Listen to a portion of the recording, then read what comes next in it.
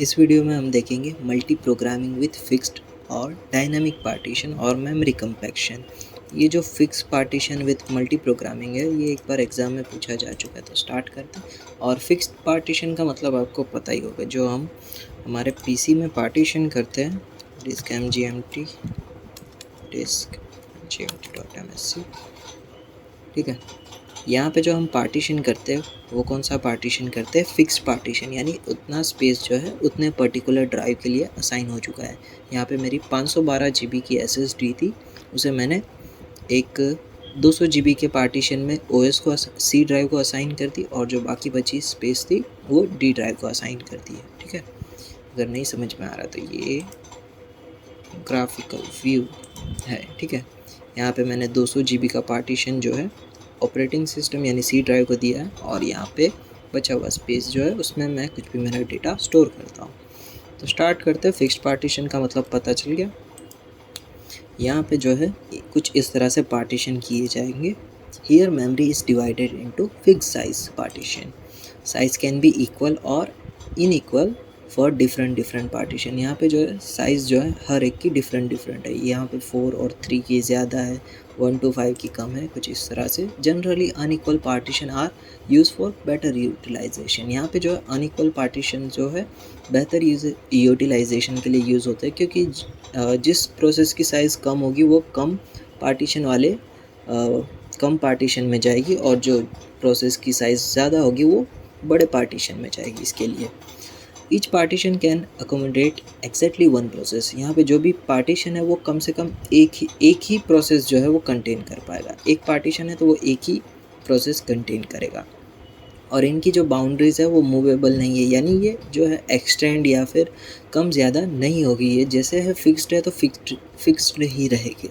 Whenever any program needs to be loaded into memory, a free big partition enough to hold the program is found। ठीक है, अगर कोई यहाँ पर programme आता है और उसे अगर लोड होना है मेमोरी में, तो वो पहले क्या करेगा, एक ऐसा पार्टीशन फाइंड करेगा जो उसे होल्ड कर सके, यानी जो भी उसकी साइज़ है उसके करस्पॉन्डिंग वो एक पार्टीशन फाइंड करेगा और उसमें एलोकेट हो जाएगा वो प्रोग्राम या फिर process. If there is no free partition available for required size, अगर यहाँ पे जो है उसके करस्पॉन्डिंग कोई यहाँ पर पार्टीशन नहीं है, तो फिर वो प्रोसेस क्या करेगी, वेट करेगी और वो एक क्यू में लग जाएगी, ठीक है।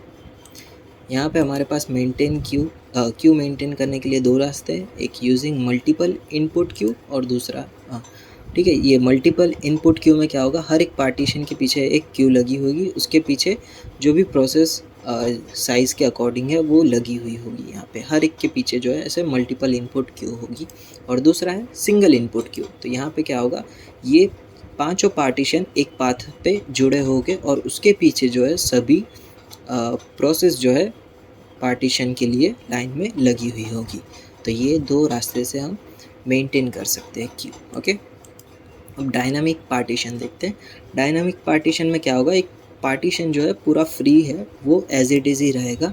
Here memory is shared among operating system and various simultaneously running process. यहाँ पे जो मेमोरी है वो ऑपरेटिंग सिस्टम और वेरियस रनिंग प्रोसेस के बीच में शेयर की जाएगी। और यहाँ पे जो भी मेमोरी है, एंटायर अवेलेबल मेमोरी, वो as a single free partition हम कंसिडर करेंगे। ये जो पूरी मेमोरी है वो एज अ सिंगल पार्टीशन हम कंसिडर करेंगे। Process is allocated exactly as much memory is required. ठीक है, प्रोसेस को जितनी मेमोरी की ज़रूरत है उसे हम असाइन कर देंगे, और बस उसका फिर अपना खुद का एक पार्टीशन बन जाएगा।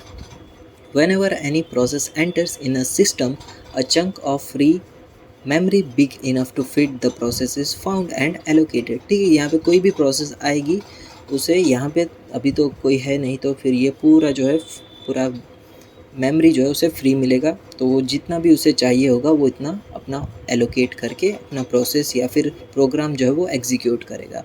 The remaining unoccupied space is treated as another free partition. ठीक है, यहाँ पे अगर कोई इतने पार्ट में कोई प्रोसेस आ गई तो ये जो बाकी बचा हुआ पार्ट है वो हमारा फ्री पार्टीशन ही होगा। If enough free memory is not available to fit the process need to wait until the memory becomes unavailable। ठीक है, अगर कोई यहाँ पे पार्टीशन की जगह जो है थोड़ी सी बचती है, पर अगर कोई प्रोसेस आती है उसे ज़्यादा जगह चाहिए होगी तो फिर वो जो है वेट के लिए बाहर खड़ी रहेगी, और जब कोई प्रोसेस ख़त्म हो जाएगी फिर वो जगह के लिए अवेलेबल हो जाएगी उसके लिए जगह। Whenever any process gets terminate, it release the space occupied। ठीक है, यहाँ से कोई भी प्रोसेस जो है अपना काम ख़त्म कर लेगी तो फिर वो जो स्पेस उसने ऑक्यूपाइड की थी वो भी रिलीज़ हो जाएगी।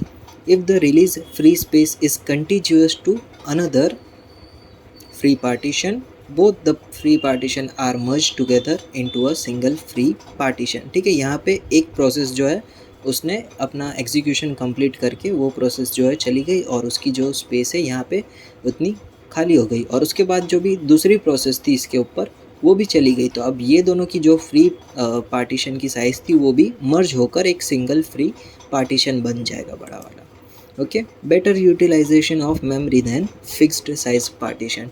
ठीक है, इसके अंदर जो है फिक्स्ड साइज पार्टीशन से बेटर यूटिलाइजेशन होता है मेमोरी का। अब क्या है, एग्जांपल है। ठीक है, यहाँ पे देखो एक ए प्रोसेस आई, उसने इतनी जगह ले ली। अब फिर बी प्रोसेस आई, वो उसके ऊपर गई। फिर सी प्रोसेस आई, वो उसके ऊपर गई। अब यहाँ पे ए का एग्जीक्यूशन जो है वो ख़त्म हो गया तो इतनी जगह जो है वो खाली हो जाएगी। फिर वापस कोई एक प्रोसेस आएगी डी, तो फिर वो इतने उसके रिक्वायर्ड स्पेस ले लेगी। ओके, फिर बी जो है बी चले जाएगी और ये दोनों जो है आपस में बन के फ्री एक पूरा पार्ट क्रिएट कर देगी इतनी जगह। और यहाँ पे क्या होगा, वापस कोई एक प्रोसेस आकर वो पर्टिकुलर अगर उसकी साइज़ जो है मैच हो जाएगी तो वो पूरे स्पेस में वो प्रोसेस आ जाएगी। Memory compaction. मेमोरी कंपैक्शन क्या है, when swapping creates a multiple holes in a memory. Multiple hole यानी क्या, जो बीच में यहाँ पे प्रोसेस जाने के बाद जो जगह बचती है ये उसे हम कहते हैं मल्टीपल होल। ठीक है, यानी जो एम्प्टी स्पेस रहती है प्रोसेस चले जाए उसके बाद उसे हम कहते हैं multiple hole. It is possible to combine them all in big hole by moving all the process downward as far as possible. ठीक है, यहाँ पे ये जो देखो सी और डी के बीच में यहाँ पे इतना बड़ा हॉल है ना, तो अब हम क्या करेंगे, ये सी प्रोसेस को एकदम यहाँ पर डी के टच करवा देंगे और एक बड़ा सा यहाँ पे एक एम्प्टी होल यहाँ पे क्रिएट करेंगे। This technique is known as memory compaction. और इस तरह से जो भी हम प्रोसेस को down to up to down ले जा रहे हैं इसे हम कहेंगे मेमोरी कंपैक्शन। ठीक है, यहाँ पे प्रोसेस बी है, अब ये प्रोसेस बी को हम प्रोसेस ए से टच करवा देंगे। ठीक है, और ये जो पार्ट है वो उतना पूरा पार्ट है वो फ्री हो जाएगा, ताकि जो उससे बड़ा पार्टीशन जो भी प्रोसेस है उससे ज़्यादा बड़ा पार्टीशन चाहिए होगा उसे वो इजीली मिल जाएगा। पर इसमें क्या है, it requires a lot of CPU time. इसके अंदर CPU टाइम जो है बहुत ज़्यादा होता है। यहाँ तक रखते हैं।